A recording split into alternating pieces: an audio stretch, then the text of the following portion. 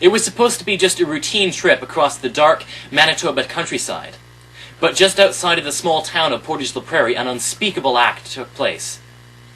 A passenger, described as being 18 to 20 years old, was brutally stabbed to death and decapitated by a passenger described by some as being a psychopath.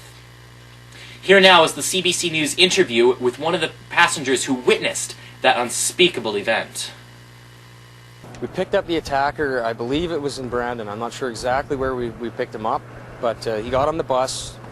He sat in the front very calmly, somewhere in the front, put his stuff away, didn't say a word to anybody. The bus continued on for, I'd say, another half an hour, and we stopped for a cigarette break. He got out, smoked a cigarette casually. I think he talked a little bit with another girl that was there, and when he got on the bus this time, he came right back to the back and sat next to the victim, who was right behind me, and put his things above in the overhead there and sat down. He didn't say anything to the victim. The victim was just sleeping with his headphones on. He was leaning against the window, sleeping, doing his own little thing. He wasn't bothering the guy.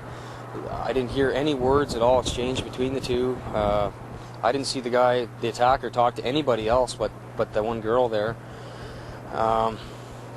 So started reading my book again. Probably 20 minutes later, all of a sudden we all heard this scream, a blood-curdling scream, like just hair-raising. We turned around and looked, and I thought it was a fist fight at first. The one guy was standing up, and arms were flailing and stuff like that.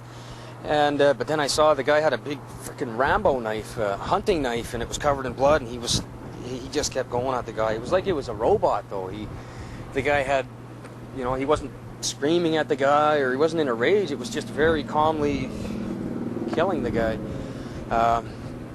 The other guy was screaming bloody murder. When I knew what was going on, I ran up as close as I could to the front of the bus and screamed at the driver, "Stop the bus! Okay, there's somebody getting stabbed. Everybody get off the bus now!" A lot of people didn't, understand the urgency of what was going on. A lot of people were still sleeping and stuff like that. So it was a big crowd at the door trying to get out while everyone's staring at this guy getting stabbed to death. We eventually all got out, moved to the back of the bus. Me and the Greyhound driver and a trucker that had stopped, seeing people running out of the bus, figured there was trouble. He stopped, and he came out with a pry bar and some other weapons, I guess. And the three of us entered the bus to see if the victim was still alive, or if there was something that we could do, what was going on in there. And we saw the guy was over top of him, and he was clearly cutting the guy's head off and gutting him like an animal. I don't know. So he turned around at that point and saw us looking at him.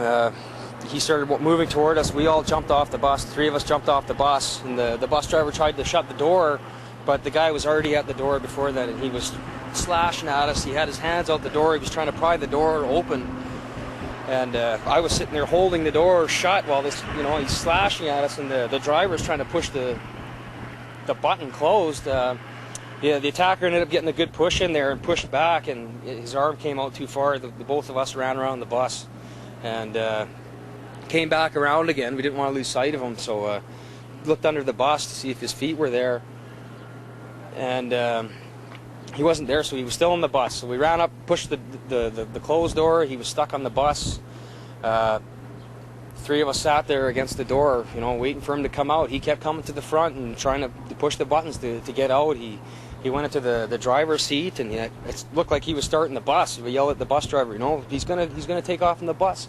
So the bus driver disabled it somehow. I'm not sure how he did it, but he came back and said, yeah, he's not going anywhere.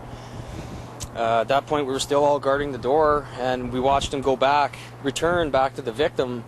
We went around to the front of the bus to see what was going on, and that's when he brought the head up, and he came right calmly right towards us with the knife in one hand and the head in the other. And the three of us were just standing there in shock, and he just calmly looked at us with sunglasses on, dropped the head in front of us like it was no big deal.